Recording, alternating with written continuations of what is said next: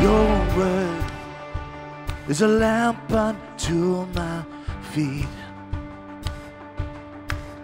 and your way is the only way for me. It's a narrow road that leads to life, and I want to be on it. It's a narrow road, but the mercy's wide, 'cause you're good on your promise. I take you at your word. You said it, I believe it. I've seen how good it works. Started to complete it. I take you at your word.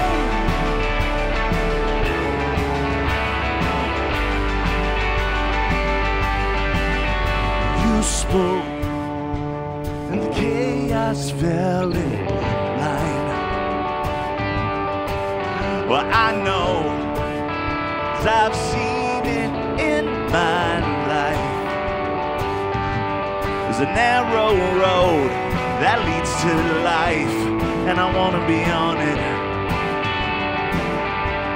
It's a narrow road, and the tide is high, but you're part of the water. I take you at your word. You said it, I believe it. I've seen how good it works. You started to complete it.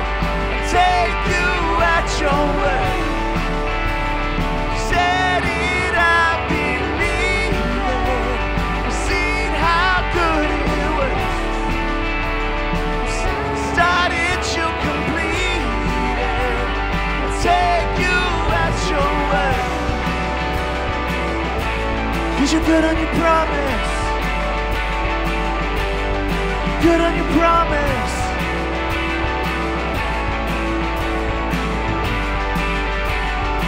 You said your love. You said your love never give up.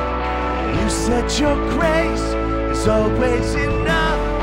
You said your heart would never forget or forsake me. You said I'm saved. You called me yours. You said my future's full of your hope. You never fail, so I know you'll never fail me. I'll take you at your word. If you said it, I believe it. I've seen how good it works. If you started to complete it. I'll take you at your word. You said it, I believe it. I've seen how good it works. You started to complete it. I'll take you at your word. 'Cause you're good on your promise. Oh, you're so good on your promise.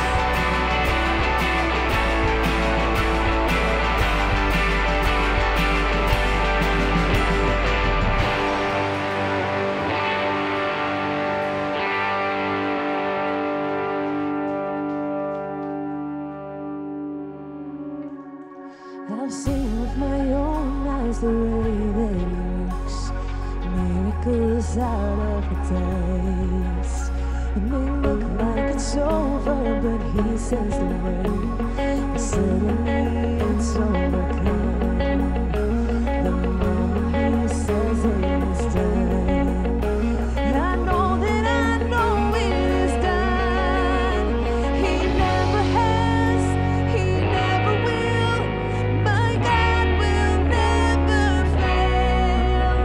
He never has, he never will.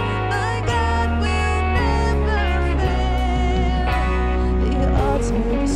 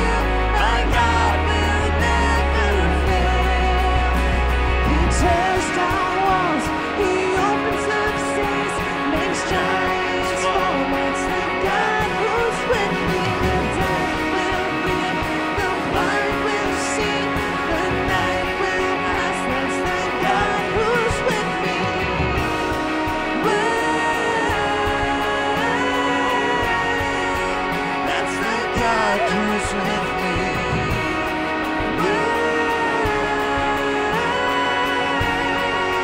That's the God who's with me. He never will. My God will never fail. He never has. He never will. My God will never fail. He never has. He never will. My God will never fail. He never has. He never will. My God will never fail.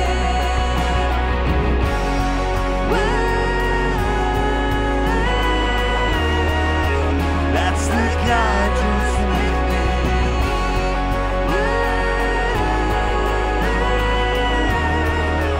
That's the God who's with me.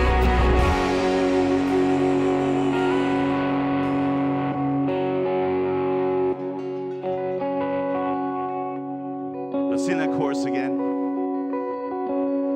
He never has, he never will. My God will never fail. He never has, he never will. My God will never fail. He never has, he never will. My God will never fail. He never has, he never will. My God will never fail.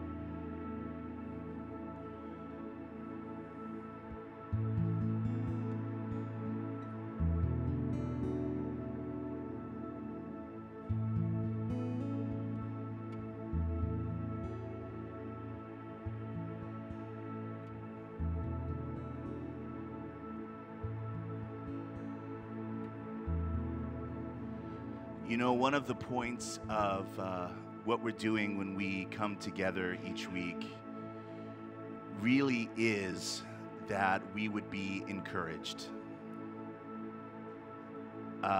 Your life might be super different than mine, but I know my life consists of just feeling beat down sometimes through the week. Just feeling like stress and anxiety and stuff is just kind of like just punching on me. And so when we sing these songs about God's goodness and his faithfulness, the point of that is that you would be encouraged, that we would walk out of here on a Saturday night or a Sunday morning feeling full of faith in a God who loves us and a God who is for us and who wants us to win in life, who wants us to walk through life with a confidence that he is with us. And there's something about not just hearing the words, because we could just read the words of these songs and that would probably benefit us some, but there's something about singing them that amplifies the ability of that to do that. So when we come together, man, we're doing something so powerful and so kind of invisible to our eyes when we sing, because we're encouraging ourselves on the inside. And not only that, we're encouraging the person next to us, because your week might have been super great, but the person next to you, this might have been the fight of their life this week. So when we come together, man, this is such a great opportunity for us to be encouraged and to encourage each other. It's part of why we do these gatherings, right? It's not about just getting the content out. It's about encouraging, being encouraged and encouraging others. So we're going to sing one last song together. And I just want to encourage you that just to Can we just let the stuff of the week go? The arguments you might have had on the way here, the insecurities that you feel that you're not good enough, that you don't measure up, that they should have picked someone else to do that, because surely somebody else would have been better suited for that job.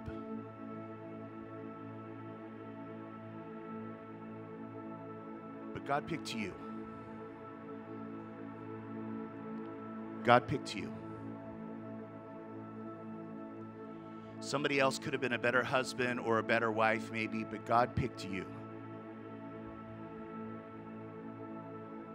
Somebody else could have been a better mom or a better dad, but God picked you, and He picked you for a reason. So if the creator of the universe picked you, man, let's just embrace that and enjoy that and accept it. And let us let every doubt or insecurity, even ones that come from our own mind, just roll away. Because the one who knew best picked you.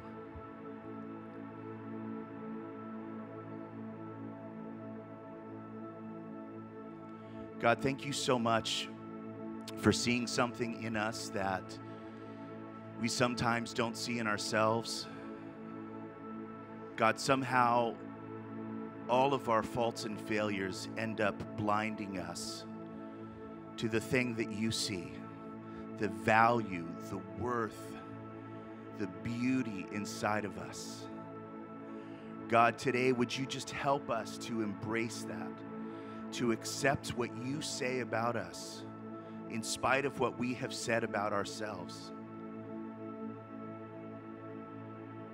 People have lied about us, and God, we have lied about ourselves, saying that we're not good enough or we're not worth it. But you picked us. God, help us to just bask in the beauty of that thought today.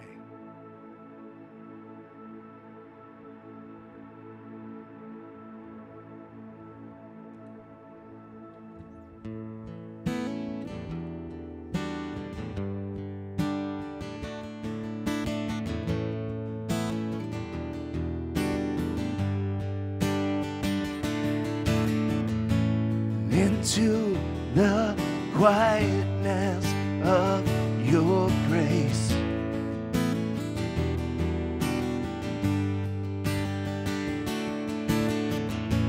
and away from the noise of my mistakes.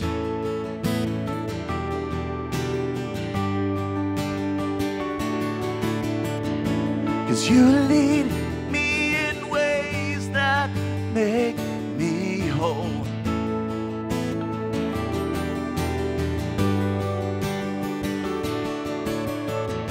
Till I walk in paths that restore my soul. Wherever you go, wherever you go, I know that I will follow. I will follow you. Wherever you go, I know I will follow. I will follow you. I will follow you.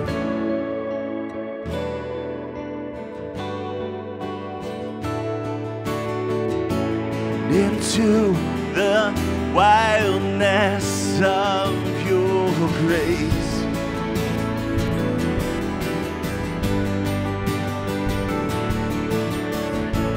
and away from the safety of my restraint.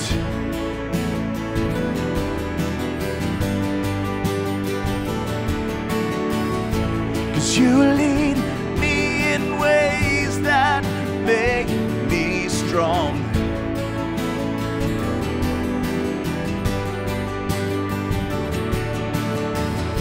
Till I walk in paths where I belong. wherever you go. Wherever you go, I know I will follow. I will follow you. Wherever you go, I know I will follow. I will follow you.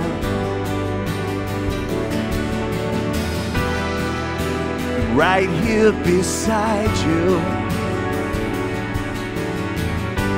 I've got everything I need.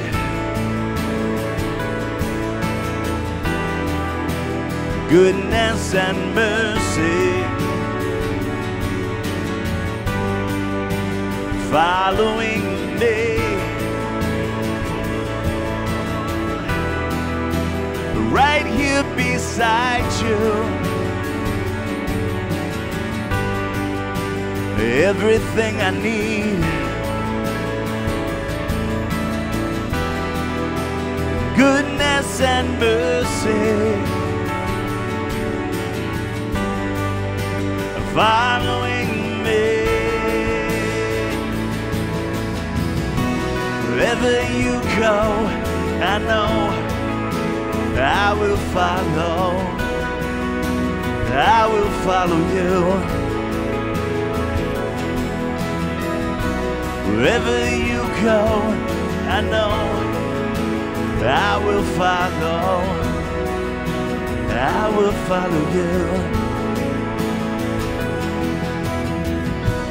Wherever you go, I know I will follow. I will follow you. Wherever you go, I know I will follow. I will follow you.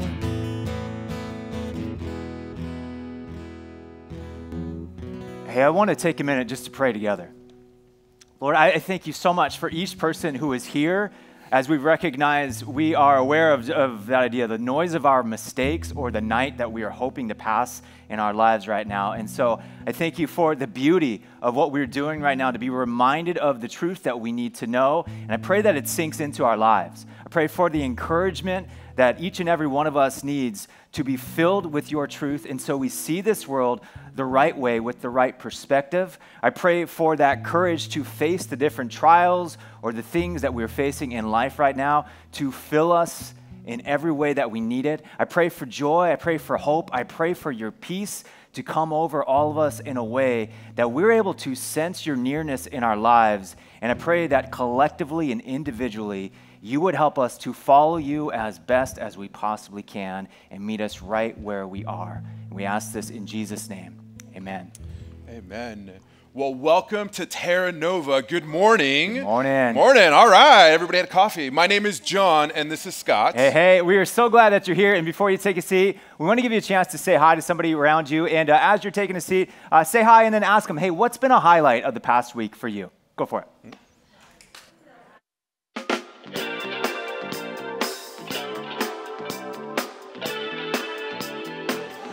Wonderful, wonderful, wonderful.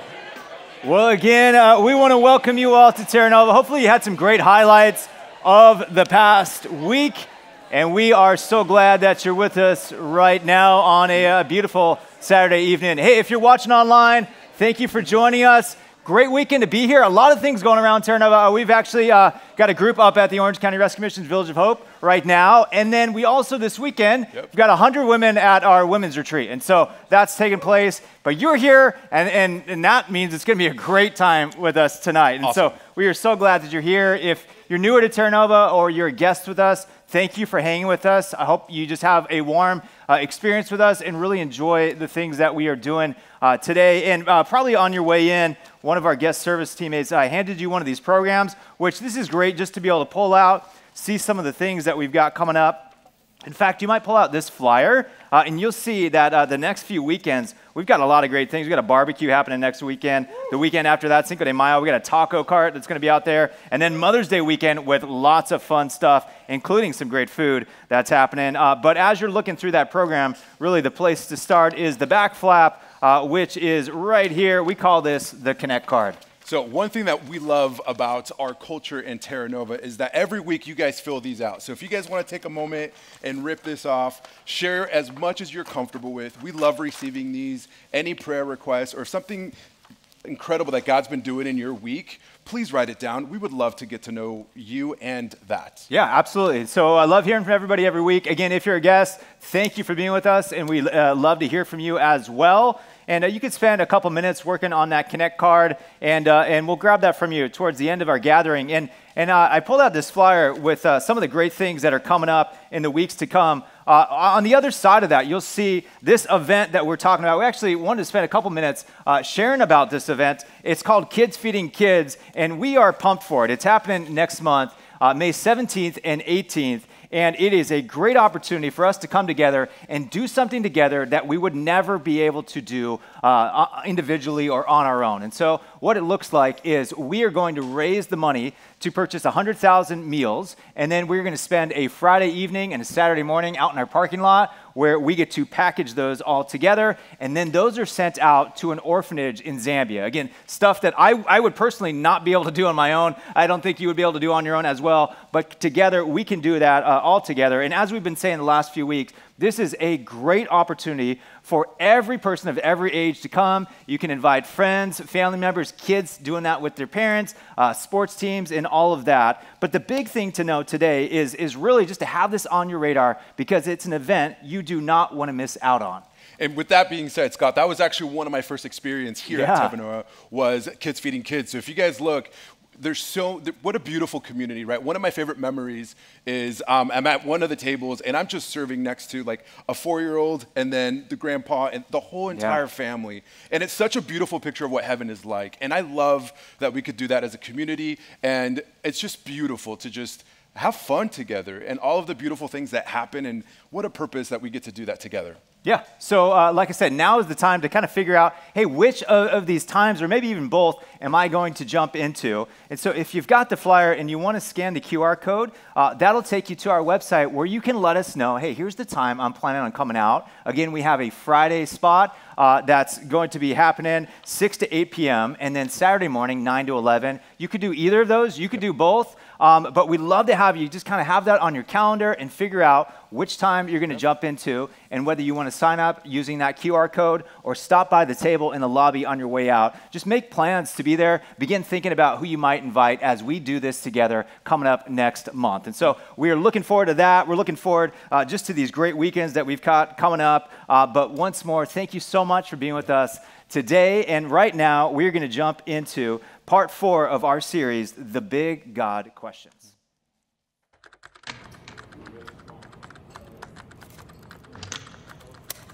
The Bible, for me, is a guidebook. I think it's inspired by God, and I do think it's filled with inaccuracies. And you'll see things and then it remind you of yourself, and it'll make you really want to change. You realize that that Bible's not lying to you, but it's telling you truth. 圣经至今仍然是可信的。It's just a storybook written by some people about some character. There's plenty of things that even if you don't believe in God, there's plenty of things in the Bible that can improve your life. I personally don't think everything should be taken literally. The Bible? That's controversial. Thank you for asking. The Bible is still here. This book is almost 2,000 years old. It still exists for some reason, and to me, that stands out. That means something. It's not coincidence.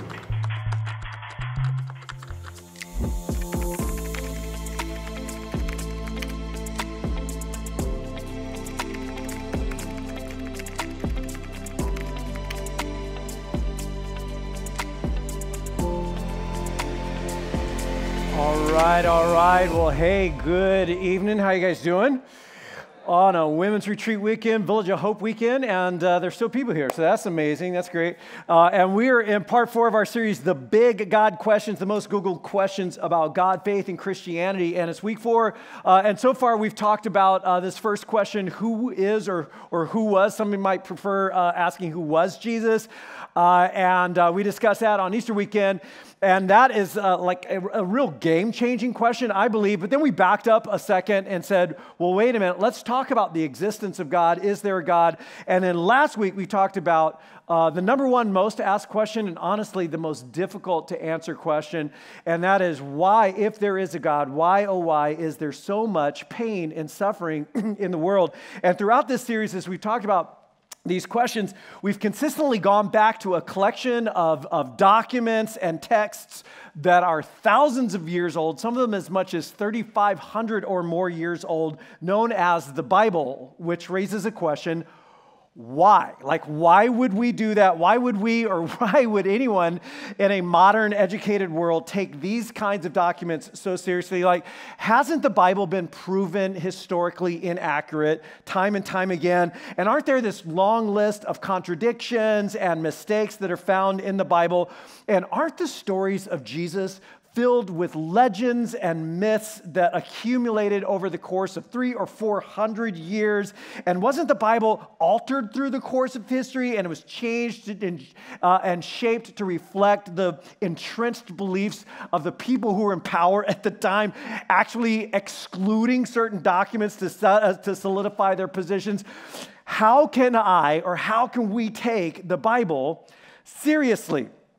And then that kind of raises a question too, in and of itself, like, well, what does it mean to actually take the Bible seriously? And for some, on both extremes of the question, would say that to take the Bible seriously means to take it literally, and that every single word is 100% literally true and factual and accurate, or it is 100% false. It's an either or, all or nothing game. And that for some has created like a house of cards out of their faith. And when one of those cards got tugged on, maybe in a high school lit class or by a college professor or an internet meme or a TikTok video, when one of those cards seemed to get taken out of place, the entire house of cards fell down. And then for other people, they would say, actually, to take it all literally is precisely not to take it seriously. That this book that we call a book is actually not a book, but it's a library. It's this ancient library filled with dozens of books or scrolls, if you can picture them that way, dozens of different documents with 10 or more different genres or styles of literature, including poetry and parable and figures of speech, hyperbole, metaphor, proverbs, this genre called apocalyptic literature, which is this fantasy type literature, and prophetic literature, some of which is incredibly figurative, like highly figurative, and it's meant to be taken seriously, but it is not meant to be taken literally. And that for some, in fact, to take it seriously means to do the hard work at times of understanding the historical and cultural and literary and linguistic contexts of these documents and allowing them to mean what they meant to mean at the time that they were written. And for many people who do that, they do it precisely because they do believe that these documents are somehow inspired by God, that the people who wrote them were somehow inspired by God to do so in the way that they did it. Well, throughout this series, a lot of people have been commenting to me that each one of these questions could be a whole series. It's so true, right? And it's this feeling like I'm skimming over the top of the waves, and I'm like, there's so much depth beneath it. Like that raises 10 more questions and so forth, which is totally true. And so, for this question in particular, we're going to answer it in a much more extended and comprehensive way in a seminar that we're putting on May 24th and 25th called What is the Bible? What is the Bible? It's going to be on a Friday night from 6 to 8 p.m., a Saturday morning from 9 to 11:30. We're serving pizza on Friday night. We're serving coffee and bagels and such on Saturday morning. So we're going to feed you in more ways than one. We got childcare as well. And to get into play for that, to sign up, you can go to our website at ourterranova.com/TNU, or just write TNU on your Connect card, and we'll talk to you. And we are going to go into far more detail about this question. But to be clear, and this may totally surprise you, I don't believe in God because I believe in the Bible. I don't believe in, and for some people, this is an all or nothing question. If I can trust the Bible, I'm all in. And if I'm not sure what I believe about the Bible, I am all out. But I don't actually believe in God because I believe the Bible to be true. It's bigger than that. It actually has a lot more to do with week 2 of our series. And I don't follow Jesus because of the Bible or because of what I believe about the Bible. Again, it's bigger than that, and frankly has more to do with week 1 and week 3 of the series. And though I personally believe that these texts and documents are inspired by God and authoritative for my life, they sit in judgment on me, I do not sit in judgment on them. I don't even believe that because of the Bible. It's actually the other way around. And to get at that, it might be helpful to gain a better understanding of the dozens of documents that make up this book. Don't miss the seminar, What's the Bible? And the story of the Bible. Now, many of us were introduced to this thing right here, maybe as children or in our childhood or in our youth, this thick book full of long words and names that you can't pronounce, and we were told that it's all true. It's all true, and it's God's word, and don't set anything on it. Or maybe it was don't let it touch the ground, or maybe that was a flag. I can never get the two of those. Like, just don't let anything touch the ground or set anything on top of anything. And we were told, like, this is holy, this book is holy. And we were told, maybe you were told, this is the foundation of your faith. This book is the foundation of your faith. There was even a song that went along with the book, the B-I-B-L-E, I stand alone on the word of God. It's like, that's it, right? And then we were taught Bible stories and Bible verses with moral lessons that we never really questioned. And then we started to grow up. And as we grew up, we got introduced to some other books with some other truth in them that seemed to conflict with the truth that was in this book. And this book with this ancient worldview, and it's often very supernatural worldview and perspective on events, became increasingly confusing, increasingly questionable, uncomfortable, and certainly very inconvenient, right? And as you carried your childhood understanding of the Bible into adulthood, maybe you found yourself questioning that foundation. And for some people, that caused them to back away or walk away, and it felt like that house of cards had fallen on them. And for others, they still ended up feeling uncomfortable, but trusting anyway. And that's why I think the story of the Bible is almost as important as the stories in the Bible, and perhaps at times even more so, because the backstory of the Bible actually sheds light on the stories that are in the Bible and how we are to read the Bible and understand the big story of the Bible. And as we understand the story of the Bible, it actually places a lot of those objections to the Bible in a clearer light, and sometimes just erases the objections altogether. Excuse me. So here's what you need to know. The way we got our Bibles is not the way we got the Bible. The way that we all got our Bibles is not the way that the world got the Bible. Because when you first picked up a Bible, it was already chaptered and versed and wrapped and mapped, right? It was already all put together, bound as if it was a single book, and you were told it's God's word, and there's almost this magical sense, right? Like it was handwritten by God himself and fell out of the sky just like this sometime in the early 20th century in America. Like written in English to us, right? And there's almost this sense like God wrote this to us, right?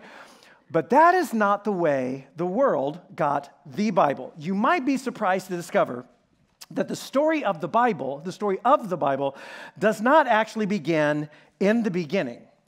Instead, it begins with an unbelievable and unexpected event that so impacted those who witnessed it that they could never think the same or believe the same or be the same ever again.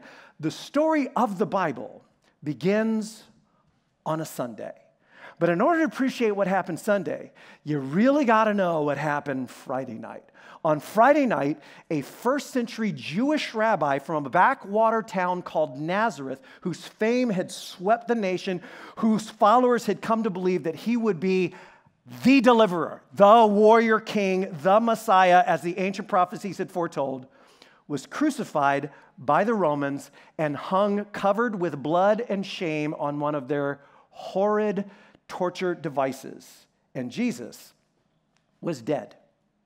He was dead, and as we said 3 weeks ago, everybody expected him to stay that way. There were no Christians on Friday night. There were no believers at all. There were only ex-believers and disillusioned women and brokenhearted men hiding for their lives in fear. And if the story had ended there, and by the way, it should have ended there. It really should have, and everybody expected it to end right there. If it had, there would be no the Bible. And there would be no America either, but that's another story. But it didn't. It didn't end there, at least not according to people who were there. Early on Sunday morning, as we talked about in week 1 of the series, some women show up to the tomb to re-embalm the body, right? Only there's no body to re-embalm. The tomb is open and the body is gone. Freaky, am I right? And so confused and frightened, they run back to tell the group and all the rest of the disciples who do not believe the women, and you wouldn't either, and neither would I. And then through a series of undeniable events, Jesus shows up alive. Like very much alive and physically so, physically alive. And he shows up to 1 and 2 and dozens and many, many more. And it's not like these glimpses of Jesus or sightings from afar. He talks with them. He eats with them. He walks with them. Long conversations into the night. And maybe most importantly, he explains to them. He explains to them how the entire story that they had grown up with, how the entirety of their scriptures, the Hebrew scriptures, had actually led up exactly to this moment, to him, and then he explained why. Now, whatever you think about what I just said, what happened next is undeniable. A movement exploded. A movement exploded that shaped human civilization, a movement that made our world. And as that movement exploded, people began to write things. They began to write a lot of things. Historians call it a very bookish movement, which is unusual because it was not a very bookish culture. And they began to write and write, but not the Bible. They weren't writing the Bible. They were writing stories and their memoirs and letters to one another and copying those letters and passing them on to one another and spreading them around. And maybe you've heard over the course of your lifetime that the writings and stories that surround Jesus could not have possibly been true because, after all, they were very clearly written hundreds of years after the fact. You ever hear it? Like this guy, maybe you've heard something like this guy right here. The Bible was written, what? 400 years after the events took place. I mean, if somebody tells you a story and then tells you the same story 2 weeks, generally things change, and then we're going to be going over a 4-century period. It's really hard to get things accurate. So I don't exactly know, and I can't ask him what he means when he says the Bible was written 400 years after the events. The Bible is not actually a book. It's a collection of dozens and dozens of different documents written over 1,500 years, covering a period of history even longer and wider than that, containing all of these different genres. I don't know what he means when he says that, but I assume what he means is that the stories and the biographies, the memoirs of Jesus were written hundreds of years after the fact, because that's a popular idea. And it was a popular view. It's a popular view with some academics 100 years ago. That's right, 100 years ago. After all, the thinking went, it would take generations for people to conclude that Jesus, who in their minds was this innocent rabbi teacher who would be shocked and appalled to know what had come of his name, it would take generations for people to conclude that he had risen from the dead and was actually somehow divine or God with us. And so, of course, it must have taken hundreds of years for the myths to have taken hold and find the form that we have them in. And then there are those of a more nefarious sort, popularized by Dan Brown's Da Vinci Code, this fascinating novel, right, of conspiracy and religion and power and corruption, and nothing's juicier than a religious, corrupt conspiracy, right? I mean, that's the best, right? And of course, a work of utter fiction that these documents were scrubbed and created hundreds of years later by a group of old men with white beards in some kind of back room somewhere to reinforce their positions of power. But in fact, and by in fact I mean fact, the stories of Jesus' resurrection began to circulate widely within just a few years of his life, not a few centuries. In fact, the historical evidence for this is overwhelming. We're going to take really briefly a look at something in an ancient letter that was written by a man named Paul of Tarsus. And Paul's letters, just so you know, Paul's letters are indisputable evidence. They really are that this Jesus, was viewed not only as Messiah, but also as Lord, that he was worshiped somehow as divine. And by the way, by people who were devoutly, even militantly monotheistic. There is only one God. Now, to think of somebody being worshiped as divine by the pagans or the polytheists is like, hey, it's just another God, and people become gods all the time, and it's no big, right? But for monotheists who would die for the fact that there is only one God, to begin to worship Jesus, like to think about what that meant for them, that he was worshiped as divine, and that the stories of his life and death and resurrection were believed and taught by Christians immediately, not eventually. Immediately, not eventually. Now, no historian doubts that Paul was a historical figure, and no historian doubts that he wrote this particular letter that we're going to look at. A letter to the Corinthians that he wrote around 54 AD to a church that he started, get this, in 51 AD in Corinth.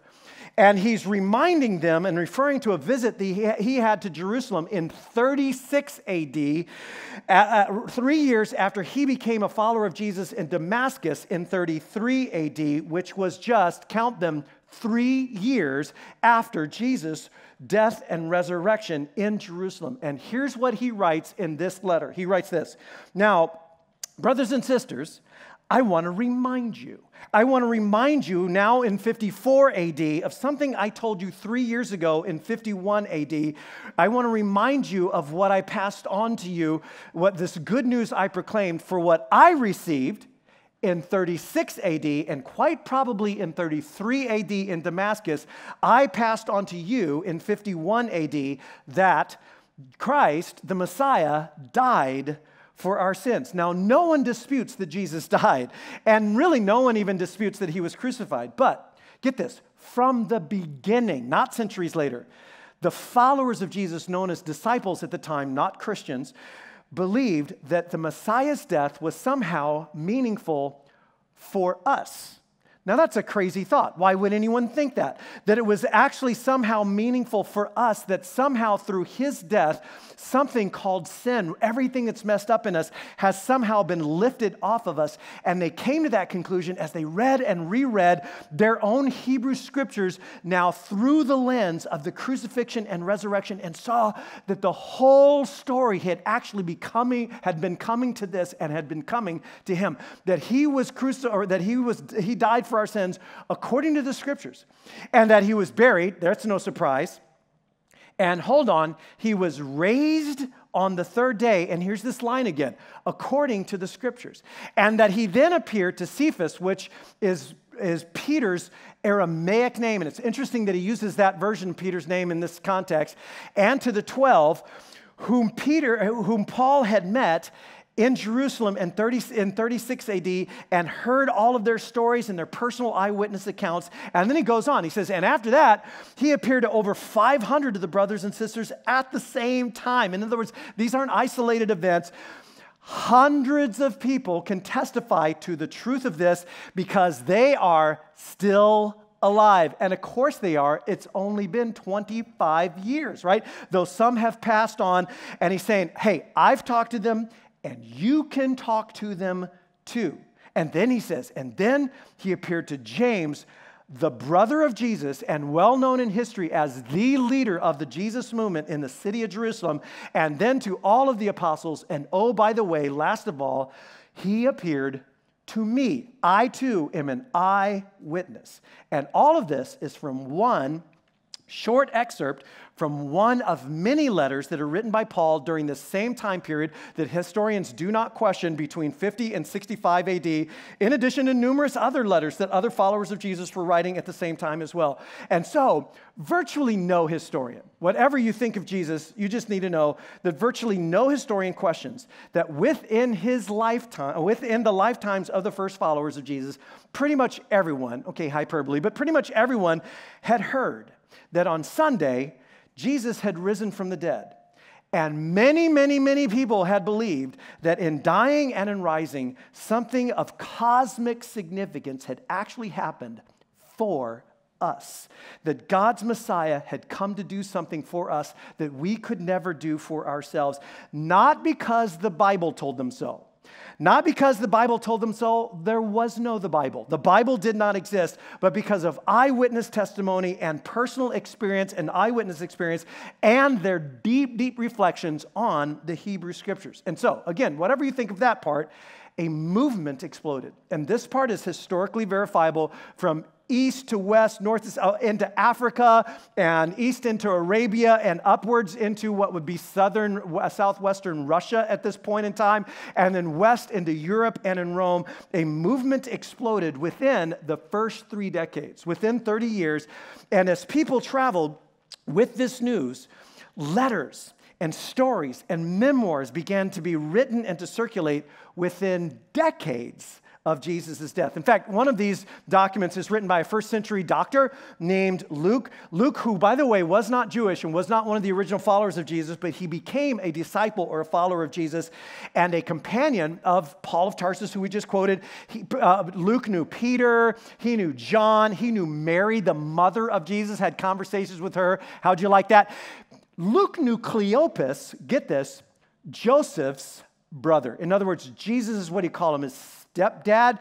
Jesus' stepdad, Joseph, Mary and Joseph, had a brother named Cleopas. We know that from outside history, and Luke knew him as well. And so he knows all of these people personally, and as this movement begins to spread, Luke felt it necessary to historically verify and document the events that were surrounding Jesus' life and to write a historically accurate biography.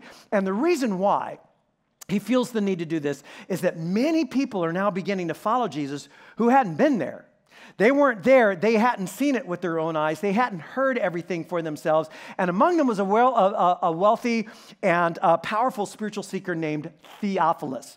And like many people then and now, Theophilus had heard enough to believe, but maybe like you, he had questions. He had some questions, and you can imagine what it'd be like. Like, he's heard parts of the story, and he's heard pieces of it, but not necessarily in order, and there are documents that are circulating with parts of the story and with parts of the teachings of Jesus, and maybe he's even had some conversations with some of the eyewitness followers, and it's also interesting and also compelling, but he wants to know, and I bet you would too, he wants to know the whole story. And so Luke decides to investigate and to gather eyewitness testimony, and then finally to sit down and compile and write a detailed biography of Jesus. And he begins his biography of Jesus with a short prologue directed to and dedicated to this man Theophilus. And here's how he begins his story of Jesus.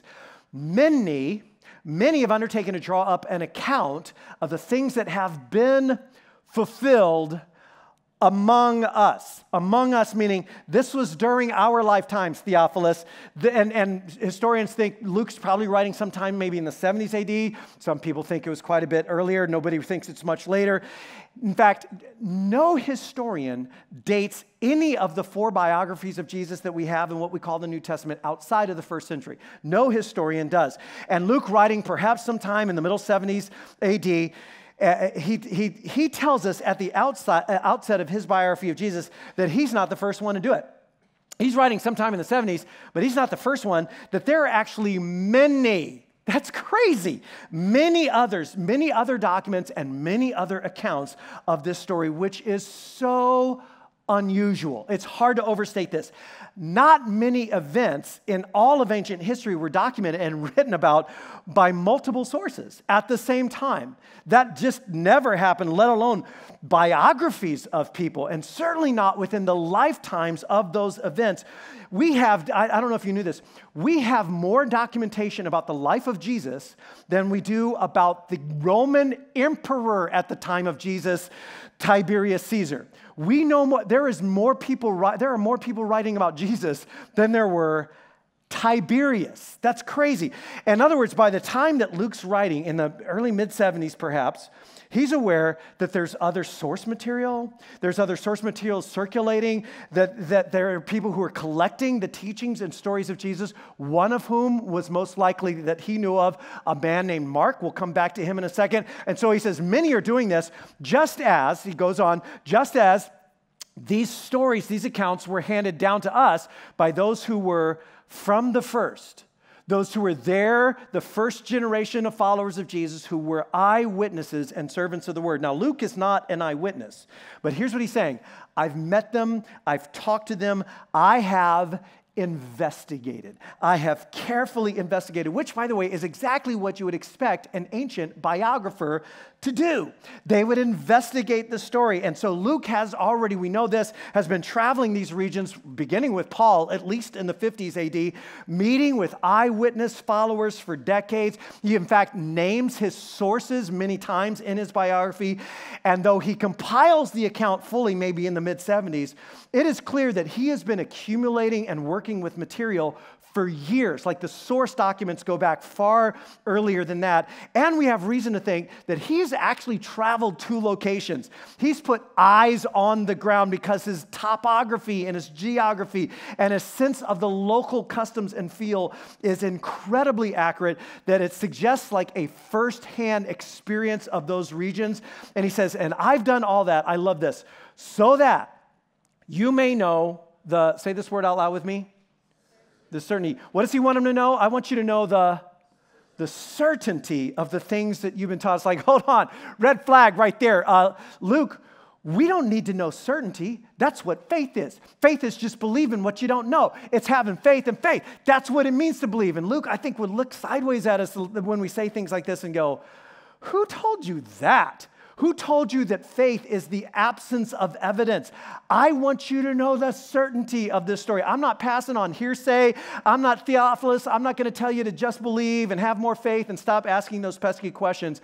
I want you to know that the story you're hearing is 100% accurate. Well, as Luke is doing this, here's what you need to know. He's not writing the Bible. He's not writing the Bible, and he's not writing Bible stories. He has no reason to think that this would ever exist or that we would ever exist talking about him. Luke was writing, as best as he was able, a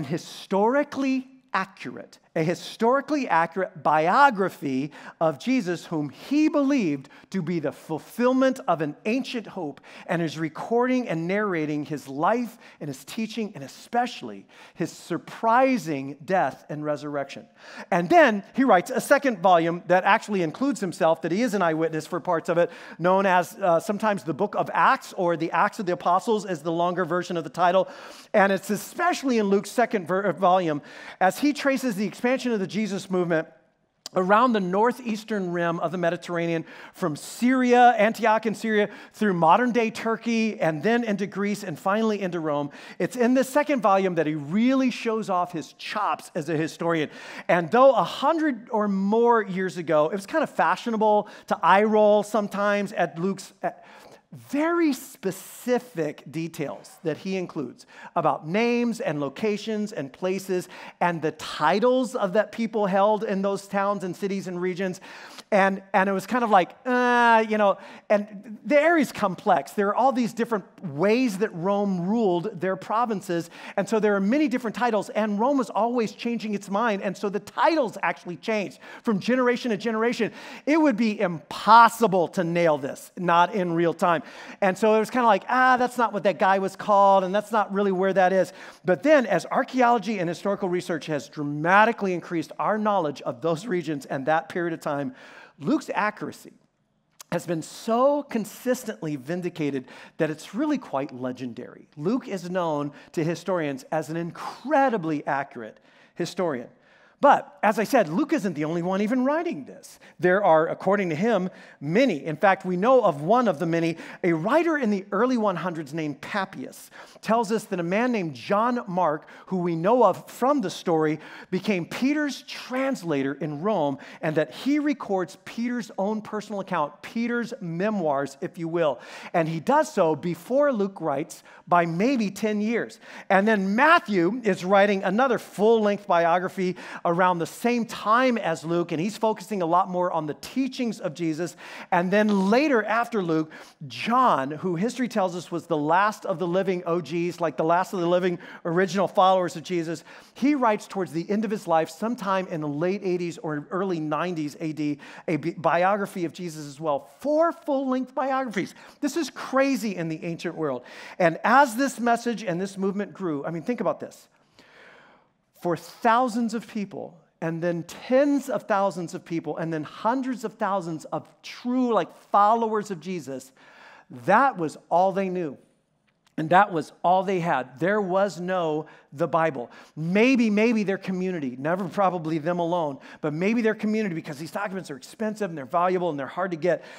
Maybe they had one of those biographies. Maybe you had Luke's biography of Jesus, and that was enough. And then maybe a letter from Paul or a letter from Peter or James, the brother of Jesus. Can you imagine what that would be like?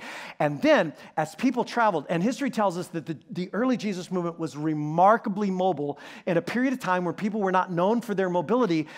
They were highly mobile, and they saw their various communities in different parts of the world, different ethnicities, different social classes, and so forth, as being family, that they were actually part of one another. And so as people traveled, they became exposed to documents that their own community didn't have. And so you can just kind of imagine rolling into a city like Antioch, and you're from another city, maybe Alexandria, and you want to find out where the Jesus followers are meeting. And so you find their meeting on the Lord's Day, and it's at nighttime because nobody has the day off. And so they're gathered together, and they're sharing a meal, and they're what might be called breaking bread together, and they're celebrating the Eucharist or the Mass, or we call it communion. And then somebody unrolls this scroll and begins to read aloud to the group the letter to the Philippians. And you knew that letter was out there. You've heard people talk about it. You might have even heard snippets or quotes from it. But they have the letter, man. They have that letter from Paul to the Philippians. And you're like, I got to get that letter. As soon as the meeting's over, hey, can I sit with you and copy that? Or can I come back tomorrow morning with my scribe and get a copy of that letter so I can take it back to my community? I know you would never let me have it and take it with me. I'll bring, because it's too valuable and too precious, but can I sit with you and copy it? And eventually, and not within that long of a period of time, thousands and thousands of handmade copies of these documents are created. And by the way, making the documents by hand copying, that was in and of itself a very lengthy, time-consuming, and expensive project. Just hand copying Paul's letter to the Romans would take a scribe probably 2 full days to copy the letter to the Philippians, a good part of a day. To copy Luke's biography of Jesus, probably the better part of a week to do it, and to do it correctly and accurate. And they did it, and by the thousands, and not just in its original language of Greek, but they began translating it almost immediately into Syriac and Coptic and other languages as well on the fly. And you just need to know, nothing comes close to this in the history of ancient literature. There is nothing even close to the manuscript evidence that we have for these documents. Best we have for any of the great ancient sources is maybe 1% or so of that manuscript evidence. This is a nutty thing that happens. It's a very bookish movement. All of this, by the way, happening during a time when the Jesus movement was considered subversive. That to even meet with these people or have these documents might be in many areas considered subversive, because Christians were routinely misunderstood, despised, marginalized, even persecuted. And so there is no power to be gained by being a part of this movement or copying these documents, only power to be lost. And yet, it thrived. It thrived, and it actually grew. And as you might imagine, collections start to form. Collections of these documents. And people start to have maybe not just one biography of Jesus, but 2. And not just 1 or 2 letters of Paul, but a few of them, and a letter from Peter, and one of John's letters. And especially in the cities of the empire, which became major multi-ethnic, citywide centers of Christianity, cities like Alexandria and Antioch and Rome and so forth, collections of these documents began to form that would eventually become the documents that we know of as the New Testament. But that had not happened yet. And these documents were considered valuable. and incredibly valuable and reliable. Because of the verbal witness, often cross-testimony that accompanied them, and the provenance that came with these documents, they were considered valuable and reliable, and within a short time, they began to be considered sacred. Somehow, God inspired. There was this sense that God was speaking to us, that God was saying something to us through these documents. And at the same time, they were starting to consider their story of Jesus the Messiah, who was their Messiah, to be extension, and the word Luke uses is the fulfillment of a much bigger, ancient story that was told in the sacred texts of the Hebrew Scriptures. And so though many of these non-Jewish Jesus followers had no access to the scrolls, are so expensive. Jewish communities had synagogues all over the world, and they had those scrolls. And not a book, by the way, not this, individual scrolls of all of these individual documents. And so as many Jewish people began to follow Jesus as the Messiah, they brought some of their ancient valuable texts and their knowledge, their deep knowledge of those texts with them. And as non-Jewish Jesus followers became enamored with Jesus, and that might not even be the right word, but became so caught up with Jesus, they also became very interested in the ancient Jewish sacred texts that had spoken of him, that had told of his coming. Non-Jewish Jesus followers became interested, by the way, not in Judaism or the Jewish religion or becoming Jewish, not in Jewish rules or laws or in Jewish customs or culture. They became very, very interested, though, in the Jewish scriptures because they believed that to be the story not only of the Jewish Messiah, but of their Messiah as well. Scriptures which Jesus had referred to, saying that he had come to fulfill them. Scriptures that Luke and Paul and Peter and others referred to, saying that Jesus had actually fulfilled this long story. And so, by the middle of the second century, early to middle 100s, non-Jewish Christians, Jesus followers, were including the Hebrew Scriptures, usually the Greek translation of those Hebrew Scriptures known as the Septuagint, including the Greek translations of the Hebrew Scriptures right alongside the letters of Paul and Peter and James and John and the biographies of Jesus and treating them as their own. But still, there was no the Bible. There was no the Bible. And here's part of what that means for us. The foundation of Christianity is not a book, and it never was. The foundation of Christianity is not a book, it is a person and an event. It is a person, namely Jesus, and who he was and who he is and his life, his message, and strangely, his death and his resurrection, and an event that happened on a Sunday that started a movement that would eventually give us this thing we call the Bible. But it was always Jesus. He was always the starting point for them, and he is always the starting point for us. It is the person of Jesus and who he is and what he has done and how he has uniquely revealed God the Father to us. A person and an event which, yes, we discover in the biographies of his life that are found in what would eventually be known as the New Testament. But we don't consider these biographies to be reliable and accurate because they're in the Bible. And since the Bible is true, you need to believe the Bible, and so you need to believe the stories of Jesus because they're in the Bible. That's circular reasoning. It's actually the other way around.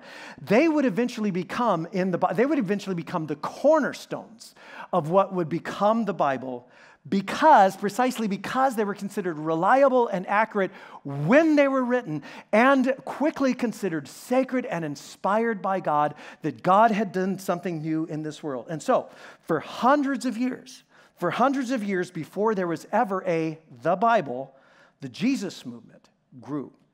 And people jumped on, and it transformed culture, and it transformed lives, and it transformed marriages and families while it was being persecuted and misunderstood and marginalized and pushed out.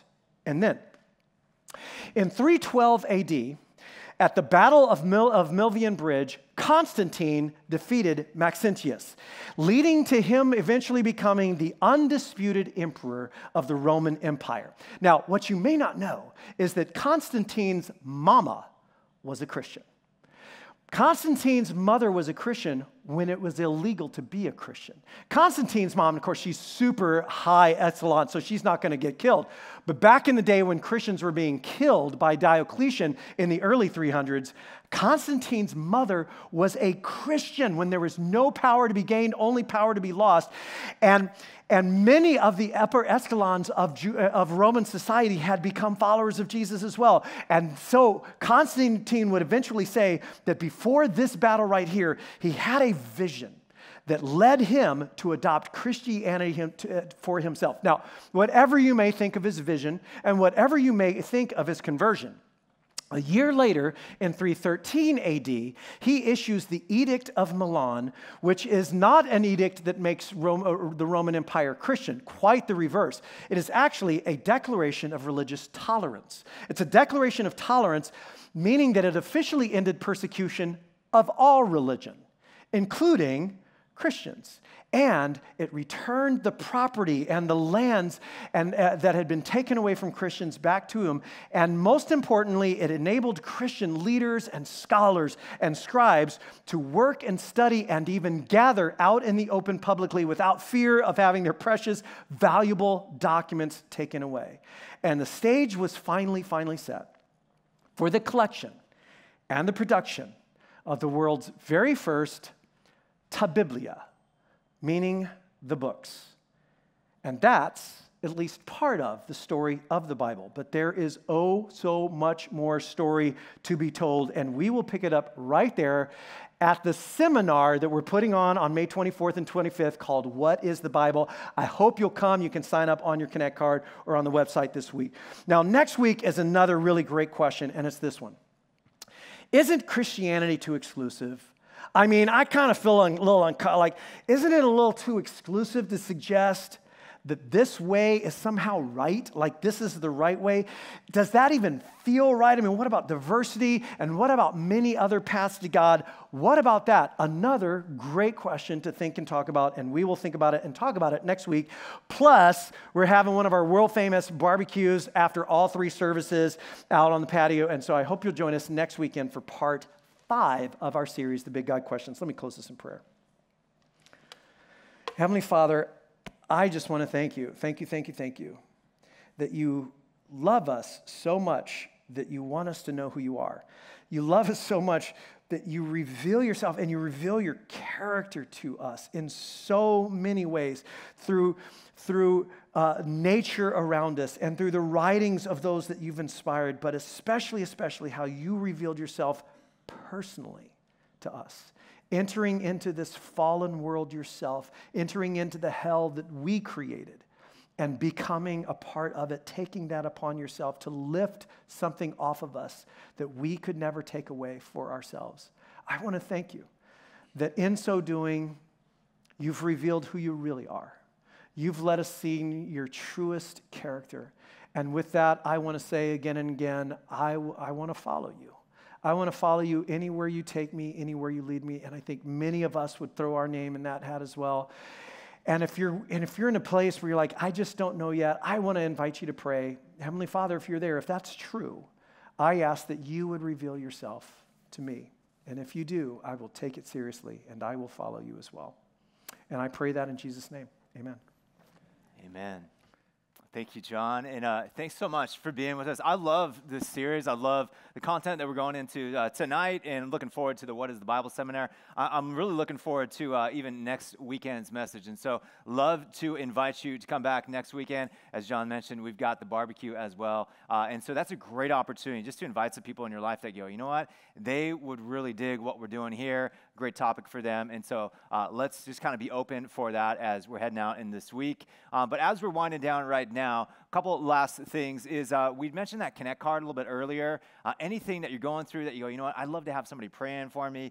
So I'd like to talk with somebody about that. Write that on your Connect card. We'll get that from you on the way out. Again, if you're part of the Terra Nova community, we just love this mission of making God's love famous, and we use our resources and our time and everything we got. And so if you want to drop off an offering envelope, we'll take those at the door as well. And really anything that you want to leave behind that we can recycle, we'll grab those at the door. And And then, as I mentioned earlier, we've got the Kids Feeding Kids table out in the lobby, and so you can stop by, sign up, let us know which date you're coming. But we are really looking forward to that, and thank you so much again for being with us this weekend at Terra Nova. God bless you all. We'll see you back next weekend, part 5 of the Big God Questions. Thanks so much, everybody. Take care.